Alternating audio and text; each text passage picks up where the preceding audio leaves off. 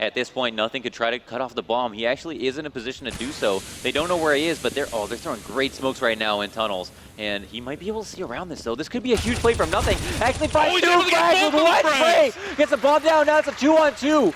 Chris J is left at the B side. Can't really do much for his team, and the other player, Speedy, is all the way at top mid. Oh my goodness, Cloud9 is looking like they should be able to tie this up now. We were riding them out of that round. They're done. They're out of this round. Good smokes came down. There was a seam, but here comes the rotate. Both players are coming down through lower. Chris J takes that freak zone. It's all up to nothing, and he can't pull it back. Chris J gets both of those frags. Two of them go in favor of Speedy, the other three for Chris J, and that is going to be mousesports up 13-11 over C9. Oh my goodness. We look back at that round, and I feel like we're going to look back at that round and shake our heads because that was almost the best recovery that you could have asked for. I mean, nothing made such a huge play for his team there, and they failed to close it out in that 2v2. And now mousesports have that lead. It's 13-11. Cloud9 are back on that force buy. Scoodle does have his op again, but the thing was they're relying so much on being able to pull off this 2-1-2 that we saw last round. Both of them go down instantly without a single trade, and that's not a good sign. No, not even in the least bit here. So mousesports with the 2-round advantage. Cloud9 going to be buying out into this one. Skadoodle with the op will hit Gabi and remove him. That's going to make this a 5-on-4 now. Skadoodle trying to find another frag. Can he line these up? He's completely blind here, but luckily the terrorists were blind too, so he's able to get out and escape using this smoke as cover. Now he's going to step out. He knows Speedy's right there. Speedy's going to try and work around the blue dumpster, but great positioning coming out, and Skadoodle's just going to hang on for the time being. Bomb will get planted. Shroud removes Speedy. Now, it will be a 5-on-3 bomb planted at A as Chris J drops nothing down and out of the round. Let's see if anyone can get up close enough. Shroud will be your close man. Shroud will go down right near Game Helper as Skadoodle gets another shot. So the op is down, out of the way for Cloud9 to try and get up and get onto this bomb. They have one player right there at elbow. They have one player on catwalk. Can they pick these frags up? That's actually Dennis who grabs one. They know where the final player is. That's going to be Dennis. They have to take him down. One-on-one shot. Can't do it. And mousesports will get another clutch. Dennis with the 4K, and they're going to be up at 14 rounds. Oh my god, insane 4 frag. And Skadoodle there got the opening frag from Carr. Fell off to long. They were able to kill our player at long at blue bin. He went down. 5v3. They get up Cat because it's wide open. They plant the bomb, and they play that after plant. Because the rotates didn't come out from B fast enough, they were able to go all the way back through Cat, clear it off, and then defend from there, when they should have never been able to because they didn't have 5 players. And now we have 14-11. Cloud9, Skadoodle with the fake op, and Freak through nothing, all with way worse rifles than an M4. These are a huge disadvantage for the positions they want to play. Yeah, this is gigantic here for mousesports. They're going to be 1 round away from locking up that 15th round and guaranteeing themselves at least the overtime here. And I know I've already said it before, but I mean, man, I thought Cloud9 had this one. 10-5 half, they were looking very strong. And the 5 rounds that they did actually lose were just kind of like, you know, it was a simple little mistake. It didn't work out for them there. They're not going to let that happen anymore. As soon as they have switched here, mousesports has been on fire. They figured out everything that they needed to. They know what Cloud9 is doing. They're out aiming, they're out shooting, they're getting the frags in their favor. It's nuts. They're playing so good right now. Yeah, we're seeing a difference right here is now we have 3 players towards B, and at first it looked like a bad call because Gob seemed to be calling to move up towards Cat, but it looks like mid is being scoped out, and I don't know if they're just going to clear it or if they're actually going to go mid to B, because if they do, this is going to favor Cloud9 quite a bit, and it looks like it is going to be a mid to B, but that means the trades have to come out. Yeah, they got to hit these shots. Coming out right off the bat is going to be nothing and Freakazoid, both getting frags. That's going to be Freakazoid with 2, but he's down. Chris J walks into the bomb site, removes Sean Gares from hiding around the corner, and that turns it into a 2-on-2. A manageable 2-on-2 here, because Shroud does have the FAMAS. Skadoodle with the scout in his hands. This Molotov is going to land a little bit back behind Dennis, but that forces Dennis down below the window. Here comes another Molotov. That Molotov takes a great bounce.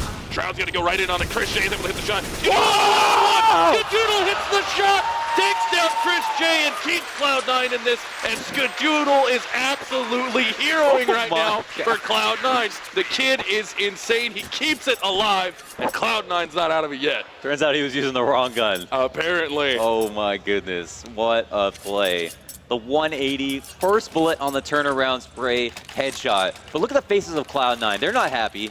They're not happy. They've lost so many rounds that they shouldn't have, and that was a hero play to maybe breathe a breath of life into them, and it might be all they need. I mean, that was an amazing shot. Oh my goodness. God. Chris J opens up on the next round with one of his own. right into the head of Nothing through the door, and that is absolutely rough. After you have somebody like Skadoodle have such a big round there, then 1v2, able to get it done in the B bomb site to keep his team in this, prevent mousesports from going to that 15th round. And man, that is heartbreaking to drop Nothing right off the bat. But Cloud9 gonna only be down by one player here. They can still battle back into this round. I mean, no one's been able to take a bomb site yet, and they're not out of it here. They were at a huge disadvantage last round, 5v5. At this point, they're basically on the same amount of equipment value with 4 players, and instead of playing 2-on-2, they're playing 2-2, but they're pushing upper B, and that's going to be the key play here. The issue last time was they got up Cat, and the rotates came out too late. Now, the rotates are going to be well within time, and here we have Sean Garris actually moving into lore, but it's being spotted. Will he get killed? Nex actually takes him down.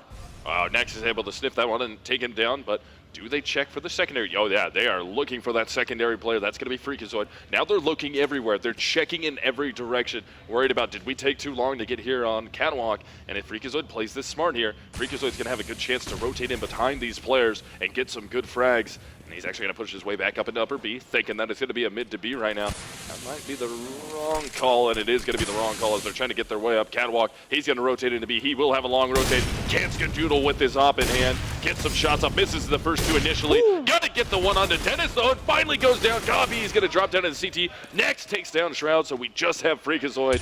Freakazoid gonna get the flank. Can he get more shots than that? Able to get the first one. He's getting hunted here. We'll get Chris J, but Speedy gets the trade out, and that's 15 rounds now in favor of mousesports. Wow, yeah, match point.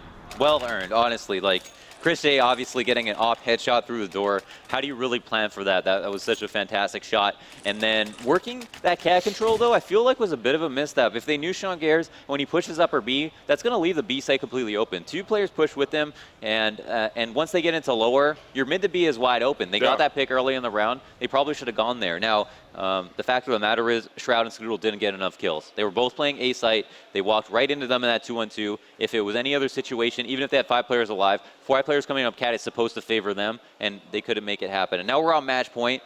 Cloud9 actually don't have that much money. I mean, barely any money at all. We're going to take a second to talk about things, and I think it's a well-needed second. Yeah, this is a great tactical pause coming out here. Now, let me pick your brain. If you were in Sean Garris' shoes right now, what are you saying to your guys? What are you telling these guys? I don't know. If we have Gabi going for early mid control as they are, you could have Cloud9 push long if they don't think it's going to be an early long. It's going to be more about what Sean Garris thinks Gabi wants to posture towards doing. They actually play the game fairly similarly, right? Calculated CT pushes, early mid control, or simply playing back. Now, the thing about Cloud9 is they have the strength of playing that 2-1-2 setup, and mousesports don't feel like they have that advantage, or they regularly play 3A in the same spot, hold off cat, wait for a long push, or hold off long and wait for a cat push. But in this situation, because they're low, we saw them almost win that eco by going with a flash over mid and pushing straight up. So if Gabi want to come right out mid and Cloud9 are there to meet them, they're closing that distance by having pistols, and we'll have a great chance to get some headshots and actually win a round pretty easily, I'm sure. Yeah, because at this point, mousesports knows the economy of Cloud9 is not great. So let's see what mousesports tries to throw together here. The fast cat. Yeah, it looks not really going that hard at it. And those 2 guys are going to be able to push off the catwalk. Let's see if they can pick up the lower B. I think they spotted the lower B player, so it's going to be a good read for them. If they can sit back a little bit here and allow mousesports to rotate into this, they might be able to steal away a gun or 2. Yeah, and now Gav just look at this, just calling for everybody to hold their spots, and Cloud9 just waiting really close for someone to peek, someone to get nervous, someone to get anxious, and I hope that they are keying into this at this moment. Gav is working his way down middle, putting himself in a bad position, and Sean Garris punching him for it.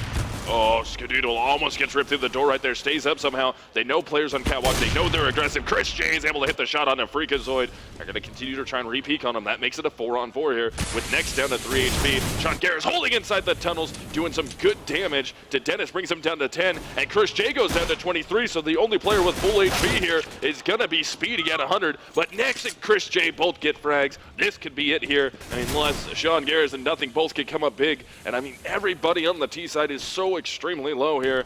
Nothing trying to get the jump scout. Sean Garris is going to push right down mid. Speedy's going to take down Nothing. Sean Garris got to look back towards the mid doors and be very careful here. Pulls out the AK that he picks up. Can he get the shot? Trying to spray through the smoke. He will get the shot onto Dennis. It's up to him, 1v3 to keep his team alive. And in this, sees the initial player. That's going to be Speedy. Drops down into CT spawn. Looking to see if Sean Garris tries to jump up over him. And that will be planted for, it's planted for CT at this point. Like, Speedy could just straight shoot him off this box. That is so rough where the bomb is planted. He needs to try and get these frags very fast here. Doesn't even have a kit. Time is running out, and Next will shut it down. mousesports will take the game over Cloud9. Round of applause. 2-0. Round of applause for maps. mousesports, though. They played that extremely well. They came back from a 5-10 deficit, and that was truly an underdog victory in my eyes. And I think they deserve all the recognition that they get for that. They played extremely strong on map 1. They played absolutely great on map 1. Map number 2, a little bit shaky at first, but Cloud9 very good on Dust 2. They played their game, and then all of a sudden, they just turned it on and they just ran away with that game. And another situation where we're having issues with Cloud9 being able to close out the map there. I don't know if it was nerves or whatever it was, but they just didn't close it out. I mean, it was close. That was their game. We get through the first half. I'm like, all right, this is done. I mean, all right, the issue they had on Cash, 7-1 at one point, right? Yeah. I'm like, all right, the issue that they had on Cash, that's gone. Yeah. They're going to be fine now. Look at what they just did here, first half of Dust 2. These guys are going to be able to walk through this one, and then all of a sudden, mousesports just really started turning it on. They just read them so perfectly well. It's been a while since I've seen the team read somebody else that well and make the adjustments that they need that well, as mousesports did. They looked absolutely amazing out there. It was well played on the part of Gob. It was well played on the part of everybody else. I mean, Speedy and Dennis had a couple of 4Ks that were 1v2 clutches as well, and super important. I think one was on the pistol round, one was on an eco, and all in all, that made it so that there was never a time where Cloud9 were able to steal back that momentum. And if you remember, there was that key play in upper B where Nothing was able to lurk around the smoke, get 2 frags, and because they couldn't win that 2v2, I mean, if they did, right, it probably would have been a pretty much match point for both teams. Yeah. And instead of that, you know, mousesports were able to steal momentum. So it was a series of key rounds that they were able to win. And I don't know if you noticed anything, but I didn't really see anything that was just massively wrong with what Cloud9 was doing. It wasn't just like, all right, randomly Nothing just runs out down mid and just gets ripped apart by mousesports. It was just, it just came down to heartbreaking situations where get into a one-on-one aim battle, boom, all of a sudden Sean Garris doesn't hit the shot. Or Skadoodle's the only one that could get it. Or Freakazoid just barely misses. It was so close in those gunfights. They were just losing the gunfights. No, and that's always rough when you know you're not doing anything horribly wrong, and it just goes down to the fact that, all right, the bullets didn't land in my favor this time, and the other guys won that. That's so rough. Apart from that one round on that eco where it was like 5v3 and they looked like they were running around in circles. Obviously couldn't make a decision of how to work on that retake, and all that time they were wasting was part of the reason they lost that round. They looked relatively organized, like throughout the rest of the half, like they were all doing exactly what Sean wanted them to do. That's what it seemed like. But just as you said, it looked like it was great, but they weren't hitting their shots. Yeah, they just couldn't land the shots that they needed to, because I mean, you can put yourselves in the best positions, you can get the best one-on-ones, and if you're never ever able to actually hit the frags, it just falls apart, and that's what was happening there. And it's, like I said, man, it's heartbreaking when you see that happen, because you know your team is doing exactly what you want them to. They're set up in the right positions. They're not making really dumb plays. You just can't get the shots to fall in your favor, and that's always so rough. And we saw it happen twice to them. 2 maps in a row, and the shots just weren't landing right. I mean, Skadoodle was... He was the only one that was really hitting the good shots. I mean, they were all going in Skadoodle's favor. Let's face it, he was playing great. But they were, again, it was like a series of key rounds, and there was even one round where they took long control, 3 players, and killed both Shroud and Skadoodle for free. Like, absolutely just right off the bat. And when you want to play a 2-1-2, if you think it's going to be an A play, you don't play 2-1-2. We play 3-1-1. A site's really hard to defend with 2 players. But when you can rely heavily on players like Shroud and Skadoodle, then... But that also means that they have to get the kills to match up to that. And unfortunately, they couldn't. The pressure was there for them. It was an equally hard job for them to do it, and they couldn't hold on. And because of that, you know, a lot of rounds were lost. A lot of momentum was lost, and a lot of ecos were had, which meant less opportunities to play the game they want to play. Yeah, definitely. And I mean, not to knock anything that mousesports did there, but I mean, the problems on Cloud9 were their problems. But I mean, mousesports stepped up really, really big then. They were shooting really good. I mean, Next and Speedy, Gabi, the calls coming out were really great calls. They made the appropriate decisions at the right time. They shot really well. And Speedy, there were so many times on Cash where Speedy would just pop out. And Dennis on Cash with the flashbang behind the smoke at Quad, 2 times in a row, and he punished 3 players each round. They were playing so very good. mousesports is looking really hot right now. And if they continue to do that going forward, they're going to rival some really good teams in this tournament. I mean, they just took down Cloud9. I mean, but C9 were my favorites to win the tournament. I mean, they barely lost in ESWC versus Navi, who I thought were the other contenders. Yeah. And now VPs seem to be a force to be reckoned with, so who knows what's really going on here at CEVO land. There are a lot of underdogs, and I really did have a lot of respect for Mouse coming into this. Oh, yeah. Even as underdogs, they just play extremely well, and they've really found a good team composition. Yeah. Having Next, having just Gob. really good, smart players, and they listened well to the strats that are called. And then when they have games like that where their aim is just absolutely on point, they're one of these teams that just like every once in a while you get a team that you're like, they're not really like one of the best in the world, but when they play really good, they can fight against those guys. And mousesports is doing that right now. They may not be one of the best in the world, but when they're playing really good, like they are, they can beat anyone. They can beat really, really good, best in the world style teams. Absolutely. And it's awesome to watch. And congrats again to mousesports for making that happen. That was awesome. That's pretty much the farthest the German scene has come in CSGO, so that's pretty fantastic. Yeah, it's awesome. But we are probably going to kick this down to the analyst desk now, so take it away, Scoots. Thank you very much, Misled. Well, we were misled thinking that would be a competitive series that Cloud9 would win it. So, I mean, listen, guys, you had 3 tournaments. It was fun. It was exciting, that whole NACS scene thing you were trying to build up there. But, you know, back to reality. The dream's over. They're not out yet. Come on now. Actually, they are not listen, out yet. I saw like all these flies out back, and then when I went out back, there was all these like dead American eagles with their necks snapped. There's blood everywhere. So, I don't know what that meant. It's sort of an omen, I think, you know. So again, you guys both predicted Cloud9, obviously, so that's an upset. But again, they are not out. They will play, and I think you got the Liquid CLG information up there. Do we have a winner yet on that? No, we're still only on early on in map 3 though. So it's 1 to okay. Map. So obviously that's who Cloud9 will play the winner of. The thing was though, like I said after the first map, like it's not that I definitely didn't think it would be some dominating win by mousesports. They're just going to close it 2-0. It should be close on Dust 2, but that's the problem. Is that it's not like Dust 2 was going to be Cloud9's map. They definitely get it. No, mousesports was always going to have a chance to compete there. Now, what's worrying if you're Cloud9 here? Remember, you can still come back. You can come back to the lower bracket. You can qualify. You can play Virtus Pro. You can still win the tournament. It's not over. It's double elimination. But here's the problem. The map yesterday they had the problems on, Cash. They had those really big problems when they were against CLG. Today they got wrecked on Cash. So there's our home map we're having issues with. What is the other map that they just lost on? Dust 2.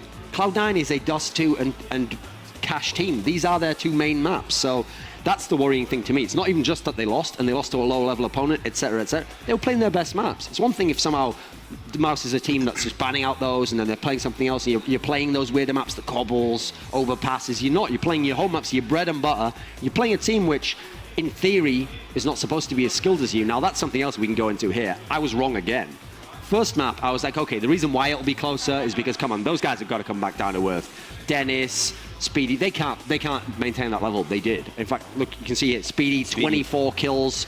Dennis, even then, he only got 20 kills, did he? I mean, this time, like I said, there was no way Skadoodle and Shroud were both going to have another terrible game. They didn't. Skadoodle had his moments. Shroud had some kills. The big problem, I thought, overall was Skadoodle, all the European teams have had problems with Skadoodle when he's on CT side. Watch this demo here, because the way that Mouse shot him down and just are able to walk into sites was masterful. They knew right where to smoke him off, how to like peek him out so you had to move back in positions really, really impressively, whereas no one's really had any answer to Skadoodle so far. No, yeah, I absolutely agree. I think, historically Cloud9 has been the team where their CT side of Dust 2 has been their strong side, and we talked about before how Skadoodle is usually the catalyst as to what causes that. And we saw them. They won 10-5 on their T side, and they ended up losing 16-12, meaning they only got 2 rounds on their CT side. And as you said, like the way Mouse was like, they would take Cat, and they would make sure that Skadoodle couldn't be opping the long corner, push him towards A site, push him back again from A site back to long, and like the guys would go out long late. So Skadoodle really couldn't open up all the rounds that he normally does. Like, to me, that means Gabi did a really good job of scouting. Like, Gabi knew exactly what to expect, exactly what Cloud9 was going to do, and he was able to just capitalize on it and kind of abuse Skadoodle at long. Like, sure, Skadoodle was getting like the 1 or 2 kills, but his team, Gabi's team, was able to just close out like every single round after that. And I saw some really worrying signs if you're a Cloud9 fan here. One was, again, the same thing. When they were down big, they just started doing these force buys again and again. They were force buying on CT side here, where they had one round, it was like they had like 3 FAMAS and an AWP on Skadoodle. Then they had a scout on Skadoodle and 4 FAMAS versus full guns, full nades, everything, and they're rolling on T-side mousesports, so that's dangerous. Then you remember at the end, we had the tactical timeout, right? Most of the camera stayed on the 5 POVs of Cloud9. During the timeout, They just sat there in silence. Yep. Sean didn't speak to any. He just looked. Yep. Skadoodles looked around. Shroud was literally like fingers in his mouth and on his head, exasperated, like, what do I do here? There wasn't even any discussion. Yeah. Again, this is the problem. It was like nothing's working. Like even this time, some of the stars came with the frags, but now Sean looked really like flustered. Like, what am I supposed to do here? I have to put it that way, okay? Listen, Chris J, I think he had a good series, but him and Skadoodle, it wasn't like the big disparity I thought it would be. It was fairly similar. Skadoodle did come back the second half. Shroud didn't do so well. Nex was a monster there. That was more towards Nex's side. But if you talk about the first storyline, the narrative I set up, the Battle of the Masterminds, Gobby dominated this series. Terrorist play, CT reading of the deep. He was like the big factor between the two teams. No one could handle what Gobby was bringing to the game, and Sean really had his problems here. And remember, this is a team where he had all night. He knew who he was playing. He had the demos to watch. In theory, this should have been a team where they should have been able to shine and just dominate. All right, well, we do have some replays, so let's go ahead and take a look. I believe the first one's going to be round number 5. It's a lot of these are mouse sports, basically, obviously. And along a hold, I believe, is what this one's all about. And So let's see take the a peek at downer this. man already. And then when this happens here, you're thinking, right, nothing. You traded once there, but that's the danger. You've liked Skadoodle. He has to pull all the way back. And I remember at the end of this, it's actually Nex who gets the key kills, but you're going to see it's a bit of a trade here, back and forwards. So this is fine still so far. Like, this is very good for you still, okay. This 1v1 here. Skadoodle's in position. He had it. Yeah. Normally you think he hits that shot. Yep. And then we've got another one coming up in a few minutes, and these are all towards the end. Around 25, this is 2v3 with mouse sports, which is just crazy stuff. Again, they did exactly what they needed to do. You can see this is teamwork. The way they're able to play from the numbers down, they know what their teammate's going to do. They trade effectively. That's a key thing. This looked like it was going to be hard to hold. Because in theory, if they bum rushed this guy here, Yep. they'd have immediately had the other guy locked off on the catwalk. But you saw they peeked out at the right time. And at the end there, I mean, it was going to be hard for Sean to win that, but he obviously couldn't come through. He also didn't have head armor either, so you can't really take that much away from him. But still, they won the 2v3, and one guy was stuck at quad, and they were able to get all the kills from it too. And you saw this whole game. This is what's worrying me about Cloud9 in terms of their CT play. So yesterday, when they had the terrible CT play against CLG on Cash, the big problem was that the same site was just being hit the same way, and they had no response. Same story here. Yeah. They had no response to catwalk. Essentially, it was never even a fast rush. It was walking up catwalk, checking every angle, using your flash now. We're going to use the smoke next. We're going to use the Molotov after that. Just systematic, breaking down the defense. And there was never any really big reaction. Like, what was the reaction? There was no, like, quick, let's push up to B really early. There was never, like, let's double nade the catwalk or something.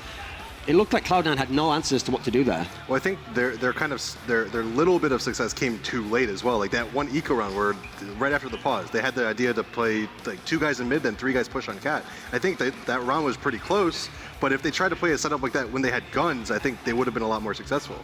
And you saw the problem there is if Skadoodle doesn't have the AWP, he's just going to scout. That's his next best option, and that's not effective. Like, if he's going to be on a scout half of the game, you're not going to win that half. No. Yeah. And then we got one more highlight. It is our BenQ best play, and it is that Shroud retake on the B side, round 26. I think that was Skadoodle, Skadoodle. I think. I thought it was both of them. It was both of them. Yeah, both of them. Yeah, but And then- Skadoodle gets the 2 kills, I Oh, I think. thought it was Shroud. I Okay, think so. sorry about that. I wrote this If I'm down wrong. mistaken. We'll see.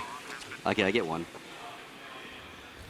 Interesting that they would both molly back up quad here too, if I remember correctly. Yep.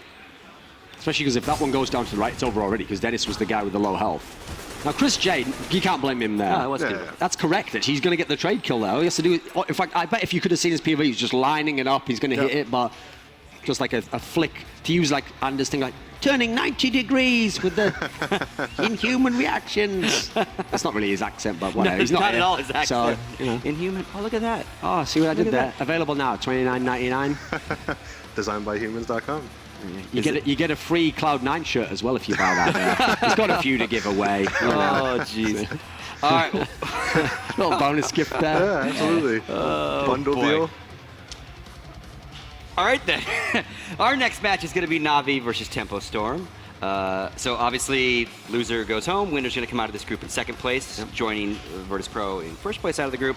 mousesports does come through in first place. Here's the thing as well, Scott. Suddenly, if you're Na'Vi, you're like, hey, that's not bad. We beat Tempo Storm. We get to play mousesports in the semi-final. Like, suddenly this is looking good for Na'Vi, actually. That might be an easier route to the final, in theory.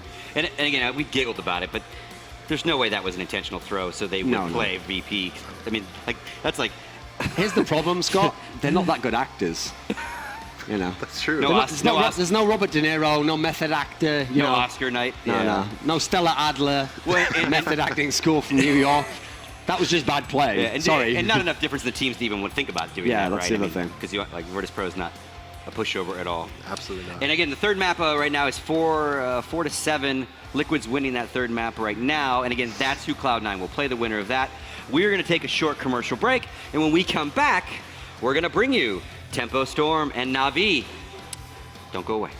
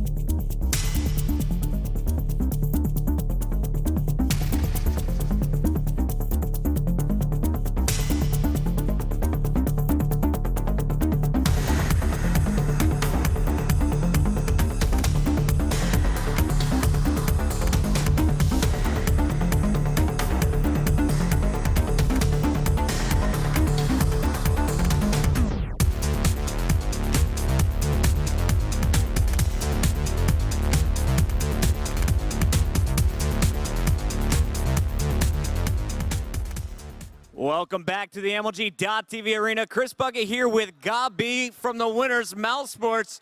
We got to talk about it. Huge matchup here on the main stage. You guys come through with flying colors. How are you feeling right now? I'm feeling really good, and we are all satisfied because we reached our main goal to get in the playoffs, and yeah, we are just happy. You should be happy. And you and I got a chance to hang out a little bit during the commercial break.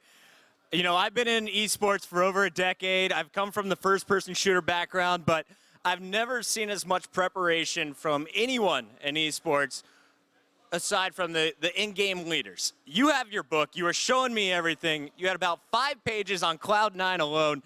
Talk to me a little bit about the preparation that went into preparing for this tournament and this match specifically. For this tournament and for the next tournaments, I was a lot of time on the server alone and searching for new grenades, new stuff, thinking about the game alone, like for every night for like 2 or 3 hours.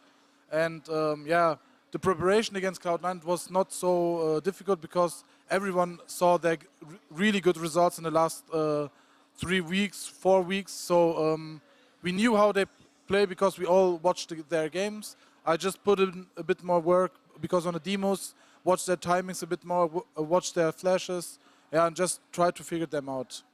Well, you guys have only been together since May with this group of 5.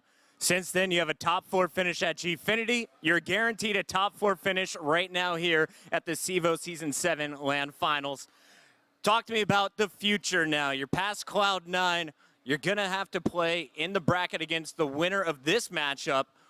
Who do you think you'll be facing off in this next one? Is it going to be, of course, Tempo, or do you think you'll be seeing Navi a little bit later on in the tournament? Yeah, for sure, Navi is a big favor for this game, but you never know if someone step up their game. Tempo has a lot of good young players, like Roca, and yeah, I don't know if Navi brings their A game. There's no chance for Tempo, to be honest. But if Navi, I think they didn't play it so well against Virtus Pro, and they seemed like a bit tilt.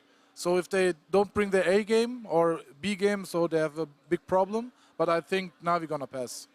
Navi definitely the favorite coming into this one, but I know you prepared for Tempo Sport. You prepared for Liquid. Are you prepared for Navi? Yeah, sure, of course. I'm more prepared to Navi to any other teams. Virtus, we know them because we play them a lot. So the preparation was, if we go in the playoffs, think about Navi, think about Virtus Pro again a bit. But we have it now a lot of time. We will watch some matches, chill a bit out, get a good mood on, and just focus on the game. Awesome. Well, you know, I was really inspired just listening to you talk with your teammates and kind of watching you guys before the match, going over the notes. If you were going to give some advice to some of the newer players, some of the younger guys watching the stream right now, for those who want to step up and be that in-game leader, what are some of the secrets to success? Work hard. Get your ass on the server and work hard on everything, because it's just really work. If you go through and just think all the time about the game, you will perform, at least at the in-game leading style. So just, it's hard work. That's it. Hard work. Well, I just got one last question from my producer in my ear. He said, you know, this is really a duel between you and Sean Garris throughout the entire match against Cloud9. We saw the outcome at the end. Where do you think you won the matchup? Oh, that's difficult, because we knew also on Cash we had a big lead, but we knew, okay, that's a comeback team. They can push, Freakazoid can push, and so we just focused, and we just didn't play anti-strats. We just had that in mind. So if we see some grants, hey, probably they're gonna do this now, and a lot of times it worked out. So to be fair, it's not like I won against Sean Garris, because it's like I had more things to work on and more time. You know, they're like traveling for 3 weeks now. So to be honest and to be fair to Sean Garris, it wasn't like I out-minded him or so. Very humble, great guy. Gabi, everybody. mousesports continues on into our Final Four. We'll find one more team. We'll find out who they'll have to face off against tomorrow. That matchup coming up right now. It's Navi going up against Tempo Storm. We'll be right back.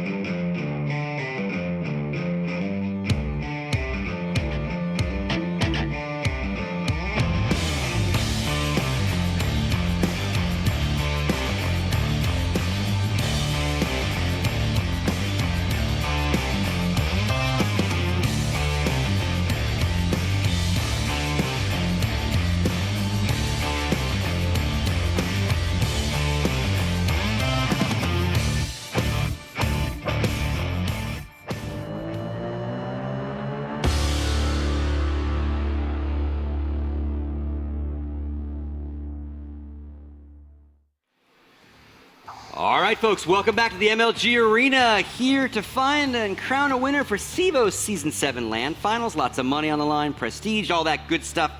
This is going to be a tough one for Tempo Storm. There is no sugarcoating this. We've talked about Na'Vi for the last 2 days. Yeah. Everyone knows all about them. Tempo Storm, brand new roster, first LAN tournament ever with this roster. Talk about David and Goliath. Holy smokes. This is a real David and Goliath one, Scoots. You know, some people, I don't know why, but sometimes I get this vibe from people. They think like, yeah, I favor certain teams. Certain teams I'm a little bit biased towards. Like, you know, sometimes there'll be a team where like, but the thing is, I just go with my heart, my intuition. Off the top of my head, I'm thinking Na'Vi to take this series. Na'Vi. Crushing, life-changing top result. You know what? You're my swag. I've just got a lot of fans in different teams. They like to offer me their stuff, you know. Thorin accepts Nice, also. nice. So you got a hat, I got a jersey, you got... Absolutely nothing. Cloud9 offered him one of those like bro Tank tops, tops? you know? Yeah. But he's a man of integrity, and he was like, I'm sorry, you know, you've gone your own way. Good luck to you. By the way, I was right. That's why he just got wrecked by mousesports. And I was like, he was. I said he was. And then he was like, but good luck in the low bracket. You know, thinking about Tempo Storm, they have this guy RYX. He's kind of known for being kind of toxic, kind of, you know, talking mess to a lot of people. It kind of reminds me of like the American version of you. See, you bring up RYX, okay? So you could say that name is Rix, even. Here's the interesting thing. Here's the matchup we've got going on here that you haven't seen. So Na'Vi, their coach, is called Starix, and he used to play in this lineup. Well, I can tell you one thing. There's only one team's got a Starix, because the other team's just got Rix, and he's by no means a star. So. Okay. Analysis. Was that what you were prepping for? Was that the one? Trash talk. Yeah. Oh, wow, that was intense. So, again, we have spent a lot of time talking about Na'Vi, so we don't need to talk This about is the them so biggest much. disparity of any game we've had in this group, though, I think. But a couple of these guys, obviously you've played with, and most recently, you know, Automatic used to be on your team, if I recall, right? Yep. So, like, your thoughts on this roster, and obviously, like we've said, they're very much an underdog, but like overall, this roster and your thoughts on them. I think they're definitely, they're a newer roster in the US. Obviously they have Roka, Automatic, as well as obviously Shazam, who came from C9. So a lot of up and coming talent. I think Roka, a lot of people think he's like the next big player in the US. Automatic, obviously, as you said, old teammate of mine, definitely playing a more support kind of player here. And yeah, I think last time they played against Na'Vi, they were able to take them to overtime where they lost like 16-14 with the old team before I joined Nylum. So I think, you know, maybe they can show it again. All right, so we have started the veto. As you can see, Overpass got removed by Tempo Storm, Cash by Na'Vi. Those two make absolute sense. They're obvious ones there. Yeah, so the first map we are going to play is Mirage, and why don't you walk us through the rest of this, Duncan? Yeah, here's the problem. So we're going to have Mirage starting out, Na'Vi, their famous home map, one of the best maps for them. A lot of NA teams like Mirage, though. This is one of them, okay? Temporal Storm, Liquid, these teams all want to play Mirage in theory. Inferno, this is the map where Na'Vi at ESWC in the final ultra stomped Cloud9 on Inferno. So, but okay, Tempo Storm's going to go with that. It's going to be theirs. Deciders Cobble, which a lot of people think of as a strong map for Na'Vi. Now, just from the way the maps go here, I'm sorry, I already thought this was going to be a big mismatch. But the way this is shaken out, I think it's a big 2-0 for Na'Vi here. I think they're just going to win Mirage, and then they're just going to crush on Inferno. I agree completely. I think if it goes to a map 3, I know my team actually has been playing against Tempo Storm a lot lately online. They've been practicing Cobble like a crazy amount. I think we played them like 4 times in the past like 4 days on Cobble alone. So maybe if it goes to a map 3, they might have a chance. And I know they love Inferno as well, which is why they picked it. But you're running into one of those problems where do you pick the map you're the best at, or do you pick the map the other team is the worst at? And unfortunately for Tempo Storm, Na'Vi doesn't really have any of those maps where they just especially think because they're banning out Cash, so they've covered the bases, you know. And I don't think it's enough to save them per se, but I think a really cool and positive note is standing behind Tempo Storm is a legend of the game himself, right? Matt Dickens goes by the name of Warden, used to be a prolific 1.6 player. Played a little bit here, but he's got a full-time job, full-time career. So, you know, he tried CSGO, but due to the workload, he decided coaching would be better. He would love to be a player again. I was talking to him last night. He's like, oh, God, I'm missing this. And now, because again, Matt was one of those guys that was around, like a lot of these old school guys, there wasn't a whole lot of money to be made. You know, you got travel sponsorships, you got gear sponsorships, and maybe you won some prize money, especially in North America. So, like, to see him back in the scene, and I watched him and listened to him coach a little bit, and, you know, again, he is kind of playing this quasi-strat, cheerleader, manager, calm down, but like he knows all the right things to say to players because he is a player. The thing is, I would draw the contrast with Devil Walk in Fnatic because Warden was known as the glue guy in his teams. He wasn't the worst player, but he was the glue guy. He was the guy where like he knew all the relationships, he knew how to keep them. Also, his team, his Complexity team, which by the way was the last North American major winner in a Counter-Strike title, well, Counter-Strike 1.6 anyway. Yeah. Back in 2005, 2006, they had a title in each year. That team, yeah, it had a superstar. It had Fraud, who was one of the world's best. But once he got beyond that, this was a team that based on team play and filling the roles. They were one of the first teams not just to have an all-star team, to fill out the roles. So, listen, if you're in one of the lesser teams who don't have the access to all the luxuries of all the star players, they don't have Shroud, they don't have Skadoodle. If you can impress on those guys, listen, we don't have to have those guys. We don't have to kick out all the lesser players and get all the aimers. We just have to get the right people in the right roles and then use team play. That's a really good message to send. At the moment, that's one of the problems in the NA scene. I mean, listen, Tempo has some players like Shazam. Obviously, everyone, again, they're going to think Shazam's a joke because he's so bad in Cloud9. Now, he's picking it up. This tournament, he's having a good tournament. And I think Roka, to touch on what Hiko was saying before, I think he is a rising star because the key thing about Roka is he's never been on a good team. His team Elevate got to be like maybe 4th or 5th best, but with who? They didn't have really good players otherwise. They had like a couple of okay players. They had Desi for a little while. Rush is all right. But beyond that, then they just have the old school guys, XP3, Storm. He was never on a really good team, yet he's shown good performances online and on LAN to a degree. So I think he's a guy where this might not even be his final stop here. He's going to play in this team, try and do well, try and be a star in this team. And one day, I'm pretty sure he's going to end up on one of the top 3 teams. It just seems on the cards, especially with his skill set, you know. Aggressive, aim-heavy player. Just seems like the world's his oyster as long as he can keep it together. Yeah, and again, I think one of their challenges is not only maybe a skill differential, but again, not that we're on a huge stage in an arena with 50,000 people, but this is a different environment. You know, and one of the things that Matt kept saying over and over in the comms to those guys when they were playing on the other stage was just close your eyes, pretend you're at home, pretend you're in your own environment, breathe, like don't get too excited when you win. Don't get too depressed when you lose a round. Yep. Like, just stay even keeled, just like we do at home, boys. You know, and again, the now is the real test for this team. Obviously, their last test of this tournament. I think that's actually something really worth mentioning. Like talking a little bit more about as well. Like most of the American players that are upcoming, especially on Tempo Storm, they're pretty new to the scene. They're pretty new to coming to these events. And oftentimes with these younger players, as you said, their nerves start kicking in. They start getting a little nervous. Like they get kind of flustered when people are rushing them. So that Warden kind of rock behind them to actually be like, you know, hey, settle down, take a deep breath. And I know, even just from my personal experience playing with Roka last season at CEVO LAN, like definitely having that kind of mentality with somebody actually like kind of drilling it in your mind, like, okay, you know, no problem, just next round is next round, you know, don't worry about what just happened. Yep. I think that can help them a lot. Yeah, and then the other side of the coin is, do you think there's enough variable of unknownness with, they have nothing to lose, right? And it's that attitude as a player, like, well, we're going to get our butts kicked. Everyone thinks we're going to get our butts kicked. You know, is that enough to put a show roster like this actually to take a map? The problem is, bearing in mind, we just saw C9 in terms of the rankings lose 2-0 to a team who aren't even ranked top 10. So that was in theory a big underdog story. This is just too much of one for me. Like the problem is Na'Vi's quality just goes throughout the roster. Like you have to realize when you talk about the skill level of Na'Vi, so one of the worst players in inverted commas in their team is Seized, right? Because when you're going through talented plays, you go like, oh, Guardian, Flamey, Edward can still do things. You get like 3rd or 4th before you get to Seized. This guy can top frag and drop 30 kills against good teams. So the problem there is I think they're just too deep, you know. Doesn't matter who's going off. Na'Vi they can have the confidence in nearly all their players. Like I can outskill the best player from the other team here. I don't have to fear him. In fact, I can play disrespectful and really bully this NA team down. So the biggest problem I think for the Tempo Storm guys is it's not even like just shut down Guardian, you've got a chance. That might not even be enough right there. So if I'm them, I'm not even thinking of that stuff. I'm thinking, like, listen, our good players, Roka, Shazam, just go to work, do the stuff you're comfortable with, and we'll see where we end up at that point. You know? Don't even think about the win or the possibility. Just try and play your game and then see where it takes you. Because maybe it can be a map. Who knows? You start with a map, you know. Yeah. Final thoughts for you on this matchup?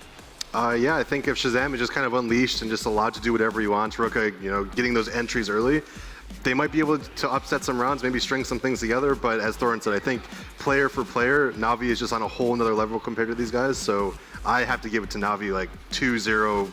Really heavily favored to Na'Vi. And especially because of the maps. Like both of these maps should, in isolation, I'd say like crushing victory Na'Vi, crushing victory Natus. So it's surely going to be a 2-0 here. It's very hard to see that 3rd map coming along.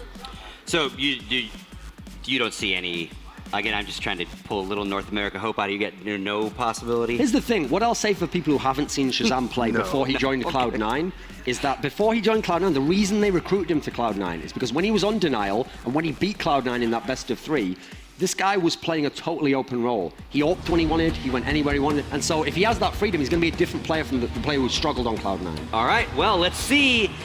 Na'Vi, one of the top teams in the world, taking on brand new Tempo Storm. Bringing you the action, we got Misled and Dust. Take it away, gentlemen. Well, thank you guys so much, and I have to say, Thorn, I don't think you're team biased even in the least bit, buddy. That just was a strange coincidence right there. I think he just likes free stuff, to be fair, and they just threw it to him, and you got to wear it, I think. I don't know what it is, but we're now getting into this Na'Vi match versus Tempo Storm. Real Live is going to be a best of 3 here. Tempo Storm actually just took out Luminosity earlier in the day here, and Na'Vi coming off an upsetting loss to Virtus Pro, so both these teams desperately need the win here to move forward into this one. Tempo Storm going to be your CT-sided team right off the bat. Na'Vi's going to be starting it off from T, though. That's actually Flamey who gets a good shot. Same with Edward, though. Good openers there. That's going to be Riggs out of the way. Automatic is able to get Edward before he goes down to Guardian. But now we're going to have Flamey alive in that bomb site trying to fight there. That's going to be Stan trying to work his way through the window if he can get up through, and he won't be able to do it. Guardian and Flamey shut down the end of that round. That's Na'Vi up 1-0. And I mean, right there, it's just, Tempo Storm playing kind of a retake setup on the A bomb site, playing quite passive. Na'Vi throwing that smoke in the center of the site, getting the plant down, actually just pressing through CT spawn, just sweeping all the frags. Only lost a single player that round, so it's just a clean pistol round victory. Not much to say there. Obviously, you're going to see Tempo Storm really bulk up here. They got that Scout on Shazam, the armor, the pistol armor upgrade, so that traditional second round buy when you lose pistol and there's no bomb plant. Rather, you can't get anything going. So I definitely feel like Tempo Storm obviously just trying to gamble here. It's understandable. Na'Vi with the advantage here, looking like we got a MAC-10, 2 MPs coming out, a Pro 90, and that nade right off the back of Flamey. Not going to do a ton to it, but he's going to try and get his way out. Roka actually hits that initial shot on him, as Seas goes with the Pro 90 trade-out frag. They're trying to storm their way into this A bomb site, and it's kind of working out until Guardian and Edward both answer. Able to remove 2 of those players. That's going to leave Guardian at 5 HP, Seas at 22, Zeus at 7. Zeus just gets taken down right there. Stan with 2 so far. Can he keep the pistol going? He's able to get himself a 3rd one. Voting well for him. Guardian so very low. Stan is able to get himself the 4K Deagle in hand and secure the eco round victory for Tempo Storm. I mean, what can you say there? Stanislaw just going big with the Deagle, a quad kill, he gets the defuse, and that was just insane. I mean, Na'Vi's such a good Mirage team. They're one of the innovators on this team. They've innovated so many of the smoke setups you see from T side of Mirage, and that was one of them, kind of cutting the center of the site from stairs. But it just didn't matter. Like CT wasn't smoked off, and Stanislaw makes a heads-up play with his 4 kills, and wow, that's a great shocker for Tempo Storm. That's a good way to get that going here. And what we're going to see, though, coming out from Na'Vi, though, they are going to buy into this one a little bit here. We got some armor and pistols coming out from them. Guardian donning the Deagle here. Sees with the Rec 9. Same with Zeus. And let's see what Flamey and Edward are going to be able to put together, because they do have that AK and that Galil out from both of those guys. And they're still working from the T side here, and it's actually evened out on this buy that they forced, but they desperately need to get a win off this one. Yeah, we'll see. I mean, they're actually backing off the A-bomb site after initially kind of setting up like they want to do some type of split, throwing some smokes in the site, but we see them shifting back. Looks like they want to come late mid and actually split mid that way, even though C's also backing off with the bomb as well. So not quite sure if they're thinking about like faking and eventually going B or trying to split A through the connector, but you see C's bringing that bomb upper B, so this seems to be some type of design fake. We're still going to have Flamey there at the A ramp. Bomb's going to be rotating back. Looks like they're going to be executing out of Palace now. At least one player getting very aggressive. That's going to be Zeus. Going to drop the Molotov down below. Rix is still there from the sandwich. Rix playing with the P90 here. Let's see if he can get anything going in his favor. Flamey's going to take down Shazam. That's the initial man out of the way. Still no movement coming out of the rest of the CTs in the site. They're just playing these angles. They're waiting to find out what Na'Vi's going to be trying to do here. And that's going to be Roka able to take down Zeus. That's the player that jumped in out of Palace. And Rix is able to take down Flamey on the A ramp. But Guardian does work his way up through the connector into the jungle. As the B split's going. Yeah, but Stanislaw has never moved. He's still standing up here to upper B with the Max, and he's got a smoke up as well. He's holding off this bomb single-handedly with the Max, and he could get it down, put it in an awkward position, and he does. It's a 2v2 with that bomb down, like I said, in a tough spot for Na'Vi to collect with very little time left, only 11 seconds. So all they really have to do is just stay alive, but the bomb does get... yeah, it's just frozen here. Oh, Edward's going to push directly into Roka. He's going to go right for it. Who gets the frag? The flashbang goes down, and Roka will get it. That could have been very deadly there if Roka wasn't ready for that one. Right. I mean, like I said, it's Stanislaw holding his ground in upper B. I guess the pressure was just never enough to force the rotate from him. He got that bomb down, as we said. It still got tense there at the end. 1v1 with Roka. If he doesn't get that flash off and that kill goes off in the last 2 seconds, it was all for naught. But he's able to land the flash, grab the kill, and that's Tempo Storm now going up 2-1 against Navi and actually forcing them once again to take just some upgraded pistols this round. So, they're starting to build a little bit of something here. We're going to be into round 4. Upgraded pistols, as Dust just said, coming out for Navi. They're trying to use these effectively, and it looks like they want to try and use them towards the A-bomb site. Got some smokes and flashbangs out in that direction. Good counters, though, coming from Tempo Storm. Roka will open it up. Initially, Rix is right there to answer, though, and they will actually get a bomb plant. Seized is able to work his way up into the smoke, get the bomb planted. Cleanup crew comes through for Tempo Storm, though, and I believe that was Rix with 3 of them. The other ones went to Roka and Shazam, but it's still a good eco round getting the bomb down. Yeah, I mean, Rix just, staying hidden inside that sandwich area, lets him come in, lets him get the bomb down, slips in, still grabs 3 frags, though, and secures the round, gets the defuse, and so that is Tempo Storm now going up 3-1. So far, CT side going okay here for Tempo Storm, but now we're starting to see Navi get that comfortable economy. We're going to see the op come out for the first time from Guardian, the best opper in the world. So this is going to be where things get a bit more difficult for Tempo Storm for sure.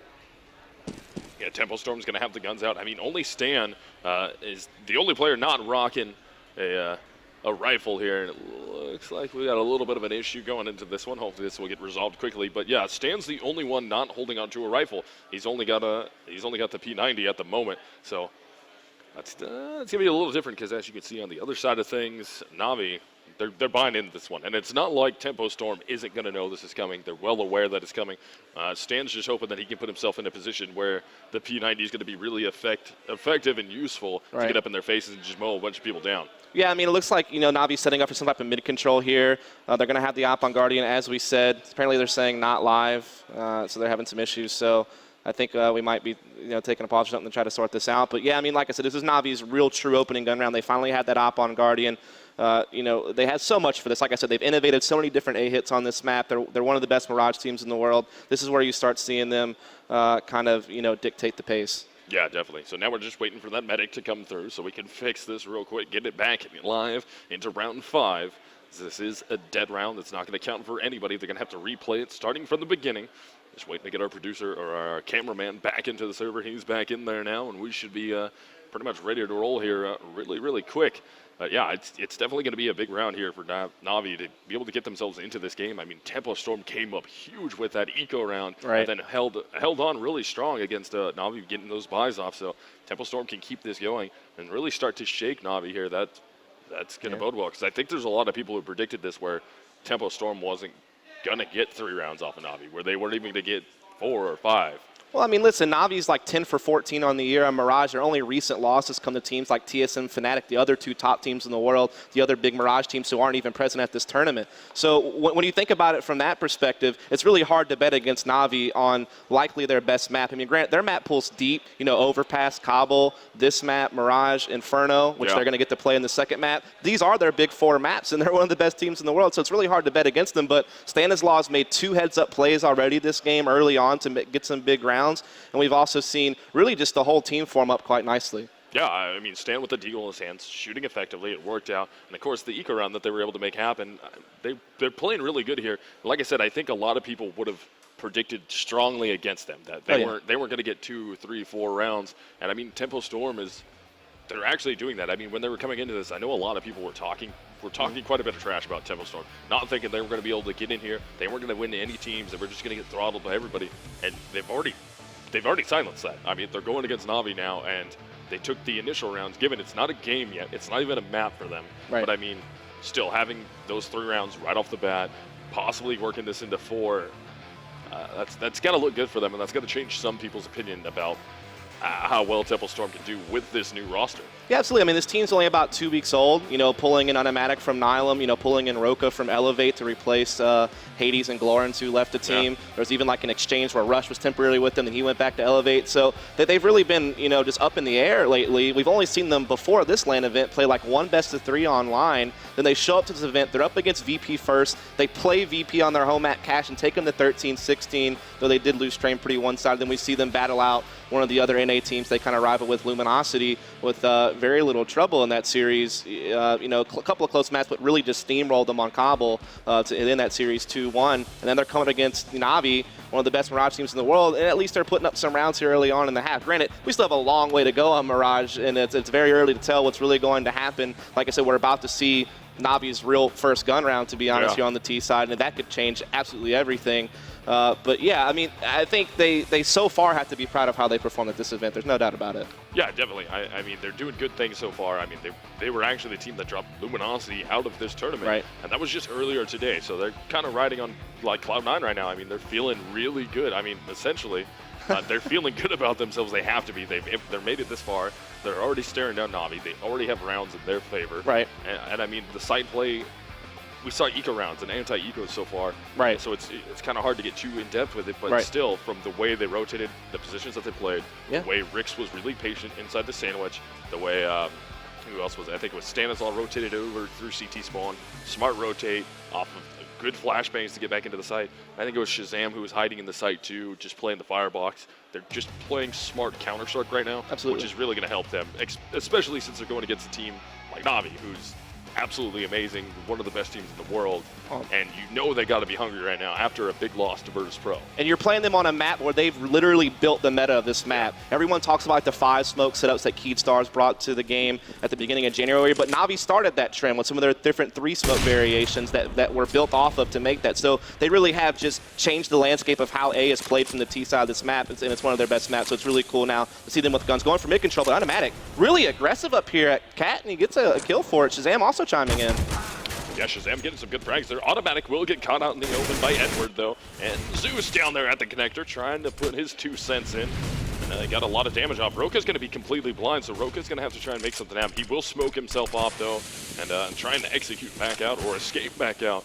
Not allow any more bleeding to happen here, but obviously going to be getting pushed. Edward will go down to Rix. Rix is trying to find the angles. Seas is able to take down Roka. That'll make it into a 3-on-2, but Zeus down at 9 HP and Seas down to 2. This is going to be tough for them to win, especially with 2 players at 100. Yeah, we'll see. I mean, like you said, combined health of 11 here right now, just kind of trapped inside mid, being pinched from connector and such. Shazam just playing the edge of the smoke, waiting to see if anybody's going to make his way out there. Now he'll just creep out. Rix finds a kill. Now it's all up to Zeus out here. Very, very low HP. Bomb down inside window, and it's over right there. And that's something that Warden said he wanted to see his team do, was be aggressive on the CT side, get in people's faces. And it helped that Shazam didn't have an op, so he could be more versatile in the aggression there at mid with the rifle and with the help of Automatic. And then they're able to pair up and do well on the initial gun round from Navi, forcing them to save up yet again. Of course, the Tech-9's being forced, but still not another full gun round for at least another round. Yeah, it's going to bode well for them. I mean, we still see the P90 coming out here, and it's still in the hands of Stan. He's still got that P90, so going to try and make something happen with that if he's able to. But, I mean, Tempo Storm up by 3 rounds over Navi. Navi's going to be into the ecos now. I mean, a few of their players did get body armor. They've got a little bit of utility grenades in this, and I imagine it's just mostly to kind of get themselves even, except for Zeus. He's almost on a full buyout, only 750 left. They're going to try and storm their way into this A bomb site. It's not looking good for them because Tempo Storm is all over it. Roka's able to get an initial frag. Rix takes down Edward. And Guardian right there almost had a good shot. Guardian actually kills his own teammate Seas. So Guardian with 1 HP trying to find a spot to put the bomb down. He's going to be able to get the bomb down, get the money out of it. But man, still the TK there has to hurt quite a bit as Rix will come in with the cleanup. That's a 2K for Roka. 2 of them go to Rix also. And Tempo Storm is up CT side on Mirage over Navi. Yeah, I mean, at least the bomb plant comes in, but not able to do much else. And Tempo Storm building up quite an economy now. You see a lot of them, you know, 7,500, 9,700, 10K, even after having a gun. So definitely looking sharp to be able to buy for a while here, even if some losses start coming their way. So that's good news. But now we're going to see Guardian back with the op, AKs across the board. And we are once again seeing Navi leaning a little bit over here towards the A side of the map. They're going to send that one player, that's going to be Edward, towards the back of mid. But it seems like they want to try to still work this A side. And they're going to put Guardian's op actually inside Palace to try to counter anybody rotating jungle. He unscopes right as one crosses, just keeps unscoping right at the wrong time, but finally catches the kill there, and now they'll just kind of, you know, stabilize. Yeah, it looked like Shazam was going to get that repeat off. Didn't go down in his favor. Guardian actually made the correct movement there, and got away from that. So it's going to be a good play coming out from Guardian to remove Shazam from the round. That's going to give them that instant 5-on-4 advantage here. Let's see what they can work with that man advantage. So far, it hasn't worked out for them. I mean, they were able to get 1 round. That was the pistol round. After that, Tempo Storm took hold. And, man, the off play from Guardian, that is going to be a huge factor here because Shazam's really got to step his game up if he's going to get somebody like Guardian. But Rix with the Molotov there will actually take down Guardian. Flamey's able to get 2 before Rix's Molotov burns another one somehow. And it's just going to be on the rotative stand with the P90 in his hands. 1v2 now. Bomb is slowly working its way into the A bomb site. He's going to drop the Molotov down, but it is going to be planted for Connector. Edward on the cover will remove him. That's 2 rounds for Navi now. Right, I mean, they've been able to start establishing themselves now. Guardian, having a big round with the op there, coming past, getting the initial pick, swinging back around to A ramp and grabbing Roka under the balcony and starting to, open up that A bomb site. And so now Navi's been able to, put a round under their belts. It's like their first gun round, actually. The only other round they won was the pistol before getting ecoed in the second round. So there's them starting to build up something. But, Tempo Storm, like I said, built up a really strong economy. They even have Shazam with the op for the first time here for them. He's going to be picking window, having a head-to-head battle against Guardian, who's peeking Connector first, but he will swing out here in just a sec, and we will see this duel, it looks like. Guardian's going to be trying to look for it.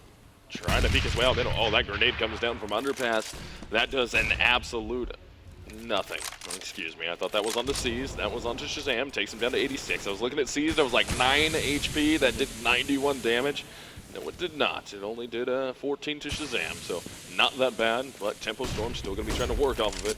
As Navi's going to be trying to exercise some mid-control. It's going to work out. Actually, Rix will be able to punish Zeus there for getting a little too wide, and he turns that into a 2K for himself onto Edward before Guardian finally hits the op shot onto him and pulls him out of the round. But it is going to be a 4-on-3 in favor of Tempo Storm. Yeah, I mean, like I said, Navi trying to go for that default mid-control they like to do, but, Rix really pushing the connector, getting those kills, as you said. Now, Guardian has recovered. He's gotten a couple of kills, but it's still a one-man advantage here for Tempo Storm. But Guardian just soloing into the window room with the op right now, but look at Shazam. He's aware of it. He's waiting for it, and he finds the kill, and so C's now left alone, 1v3 with the bomb, low HP in Palace, and this is going to be difficult for him to make a play from.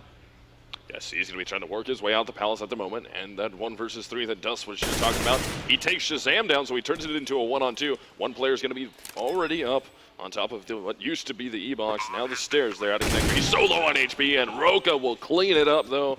That will make it 6-2 in favor of Tempo Storm, as Roka's going to easily be able to get that defuse after he allows his teammate to go get the gun that he wants. Yeah, I mean, like I said, that was Navi trying to go for their default mid control. Flamey lurking outside the A. They try to establish mid from there. They'll either back up and go back A or something like that. But they didn't even have the chance. Rick comes out connector. He pulls off 2 frags. He gets a huge numbers advantage. And Navi are never able to really find any true comfort in the round to build off of and start making the plays that they want to make. And so this is just Tempo Storm pushing little parts of the map here or there and catching Navi off guard. This aggression's been working out pretty well for them. It's kind of surprising, but it is going to be working out for them. They're able to hit those, and yeah, they do have the double op look coming out here. And it's going to be Shazam and Automatic. We've seen Automatic use the op before. He's pretty good with it, so that might work out for them. But they're not going to be having any op battles here. The Guardian doesn't have an op in his hands, so the only way they're going to have an op battle this round is if one of those 2 players dies and drops it into the hands of Navi. But doesn't look like they're going to do that. Automatic's able to hit the first shot on the Guardian. Stan's able to get one on the C's before Automatic finally gets traded out. So Zeus does have the ability to grab that off, maybe, but Stan will grab another one onto Edward as Zeus is working his way in the site. Zeus has already got himself a 3K in this round. He evens it up, makes it a 2-on-2. Roka's going to be in a dangerous spot there trying to push out, and the Catwalk man is already up. That's going to be Rix. Don't think he's been spotted yet. Now he's been spotted out. Can he get the shot off? He will be able to take down Zeus. Flamey's right there, able to trade him out, and it's going to be Roka versus Flamey. And Flamey gets spotted. Flashbang will come out. Roka's going to try and rotate the other direction. He's going to see Flamey, but Flamey behind the bench will hit his shot, and that's Navi securing a round for themselves, only down by 3. Yeah, I mean, they're just trying to load out on the upper B there, and we did see Automatic and Stanislaw actually come up with some nice frags. It really just came down to Zeus kind of pushing through in the kitchen, getting 3 kills, and then Flamey clutching it up there at the very end in a 1 versus 2. So, you're seeing Flamey get that clutch play, very nicely done. And they're starting to, tap into Tempo Storm's economy. You see Rick's just on a FAMAS this round, so they're starting to dry up a little bit economically. And Navi now, they need to use this to their advantage if they want to start, getting back in a position you expect to see from them on this map. But, Tempo Storm already have a pretty good run. They're going to try to keep it going for as long as they can. Have Edward out in middle, trying to get a little aggressive there, throwing a nade into the window. It's not going to land on anyone, not going to get too much damage off, so Navi trying to string together some round wins. They would like to make this 2 in a row, because so far what's been happening here is they're able to pick up 1. They allow Tempo Storm to go on a little bit of a run, and but actually we went back and forth on these last couple of rounds, which will definitely favor Navi, as it's much cheaper to be a terrorist, so if they continue to do that, they will wear down the economy of Tempo Storm and should be able to have that cash advantage. See, the problem is Navi's economy is not that great either. Whoever loses this round round's going to have to save, and so that could be huge. It could either be leading towards a tie for Na'Vi, or Tempo Storm starting to even edge out the lead even more and win the half with either round. So this is very, very crucial round here. Already one pick going to Tempo Storm, but Flamey equalizes it as they start storming into the A-bomb site here. But Na'Vi winning these exchanges and getting in, but now it comes down to a 2v3, 1v3 now, and all of a sudden Tempo Storm have turned around in their favor. CEVO will be the last player left alive in the 1 versus 3. Shazam already has 3 frags to his name.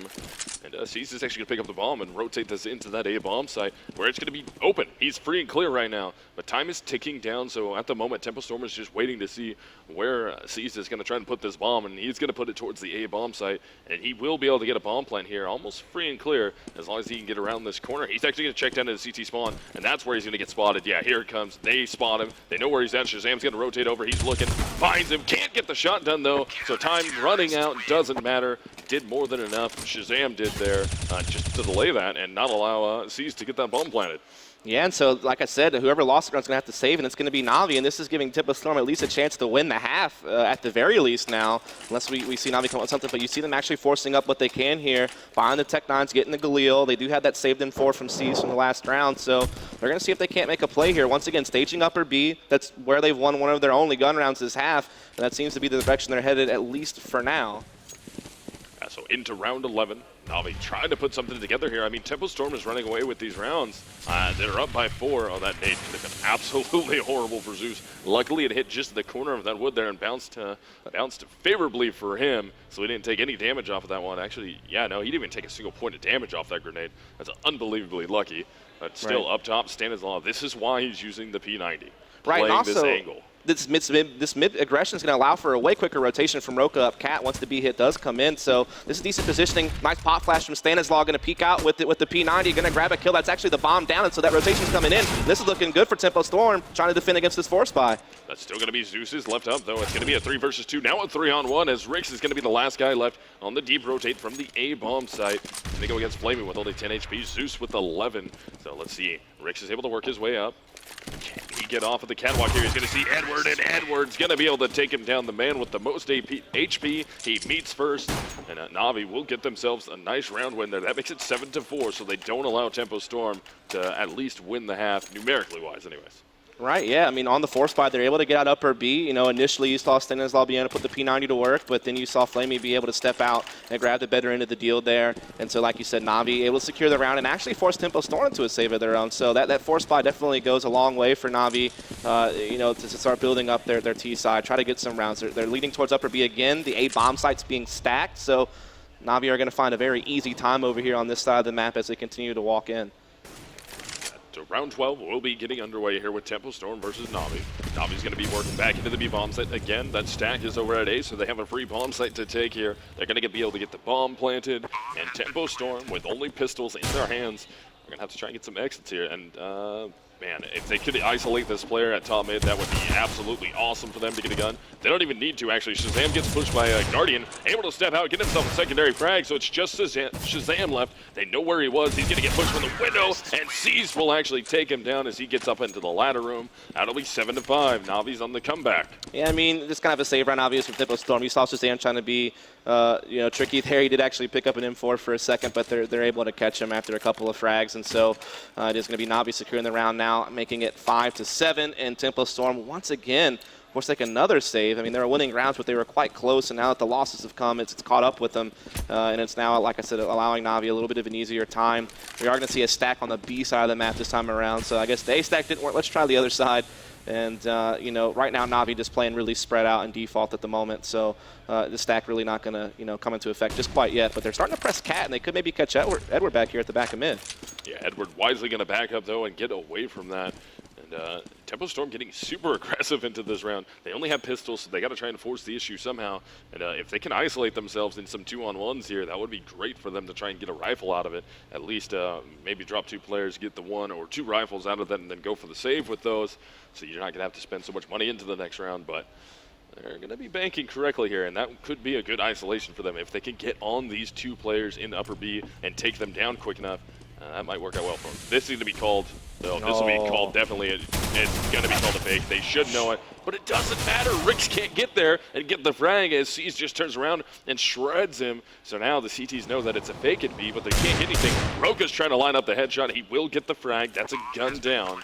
And he will be able to just run away and say that maybe not. Yeah, I mean, I don't necessarily know Timus when he was a fake or not. Actually, I don't think the Rix was able to spot the numbers there when he came up on the flanks. I think he just thought they were already actually pushing out balcony because you didn't really see anybody start shifting over towards the A side. But regardless, I mean, it was, like I said, another save for Tempo Storm. They tried some aggression. They tried to see if they couldn't catch someone off guard. It just didn't pan out. But they're going to get a bye this next round, and we'll see. I mean, if they can get back to winning, they after they won that eco round, ever since then, they were able to string together quite a few rounds. So after a 3-round winning streak from Navi, let's see if Tempo Storm has something left in them. Yeah, we're going to be at round 14. Navi's going to try and tie this thing up here at 7-7. And I mean, just Tempo Storm allowed to get that many rounds at first. And I mean, until Navi just went on that streak, it was looking like Tempo Storm was going to continue to try and control this thing all the way to the half. But Navi has turned it back on here. And Shazam out in middle will remove Edward. Can he find a frag onto Guardian, who's still holding onto his op? As Roka's able to take down Guardian, Shazam doesn't even need to. Yeah, this time Roka from underneath the bounty able to step out and grab the frag. Guardian won the exchange last time, but not this time around. Roka's going to grab it, and this is a 2-man advantage now for Tempo Storm as Navi continues to try to press inside this A bomb site, but continuous counter nades and such are really holding them back. And the fact that Shazam also caught their lurk at mid is really limiting their options. And now Shazam catches Flamey peeking A ramp, and this is just falling apart for Navi right now at the A side. Seas does hit a nice op shot though on Shazam, removes the opper from Tempo Storm out of his way. It will be a 4 versus 2 here. We got Zeus and Seized up. There's an op in the hands of Seized, an AK in the hands of Zeus. They're going to be going against 4 rifles. Oh, still hiding inside this Roka, but he gets spotted out. That's going to be rough. Automatic will quickly trade the frag out. I think Seized has made it all the way over. He's trying to find the no-scope, but he can't do it. Automatic is able to get himself that 2K, and that is going to be Tempo Storm grabbing an 8th round for themselves. And Navi still having plenty of money to try and make it an 8-7 half. Right? I mean, like right there, Navi, like I said, their lurk gets caught immediately by Shazam over at mid. They try to just walk up A and take aim duels, and they just lose them. Like I said, Roka shuts down Guardian immediately. Guardian used to being able to walk up and take those aim battles, and it just didn't work out for them that round. But they still do get a full buy here. They're going to send that op of Guardian back over towards the mid side of the map. Maybe we'll see the battle here between Shazam and Guardian, but Guardian actually just looking connector for now, looking to see if anyone's going to get aggressive, which has happened in the past. But over here on the B side of the map, we have had an equal exchange to make it a 4-on-4. That's actually the bomb laid down for now, but not in a dangerous position or anything like that. So, Navi having a slight edge here with that even trade so far. Yeah, so it will be that final round of the half going into it. Seized out of the way. Automatic out of the way also. That's going to give them an even chance here. 4-on-4 for both teams. Molotov's going to go down. Guardian runs into that one, tries to get a peek off to see if he can take a little bit of damage and get a frag into the B bomb site. But nobody open, nobody for him to take the shot onto. So he's just going to be able to move his way back around and get out of there. He's going to rotate this all the way back around towards A, and that's exactly where they're going. They're going to try and gear up and make this through connector and have Guardian work his way up the stairs to try and get the off shot off. Right, so like I said, we're still in that 4v4 situation. They're trying this mid-A split right now with Edward kind of lurking over inside the ladder room, trying to cut off rotations here, going to be coming from jungle as they do come up that connector. But Roka and Shazam both fire off. They now have a 3v2. Guardian trying to fight back with the op. He does take down Rix, but it's still a man advantage here to Tempo Storm until just there. With 28 seconds on the clock, a 2-on-2. This is definitely a tight race for this round. Yeah, time is ticking down against them. We're actually going to have Stan with the silent M4. Shazam with the op in his hands. The bomb has been picked back up by Guardian, though.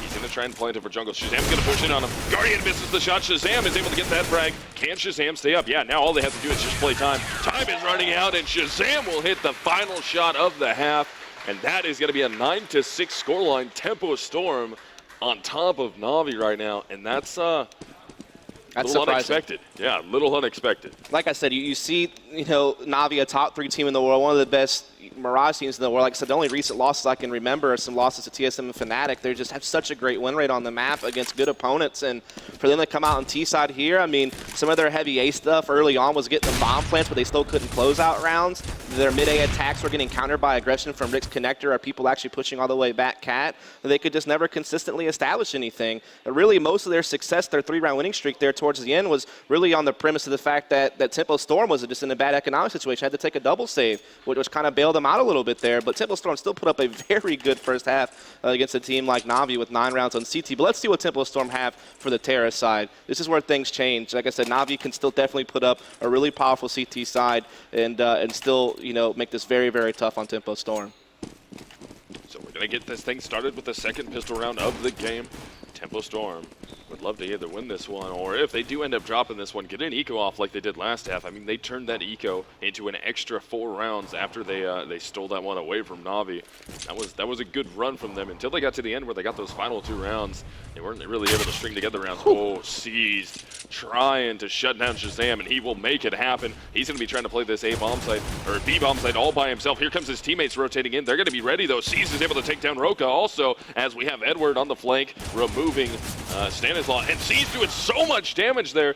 Finally goes down, but here comes Zeus and company. It's going to be all up to Rix, 5 HP, and he gets mopped up by Zeus.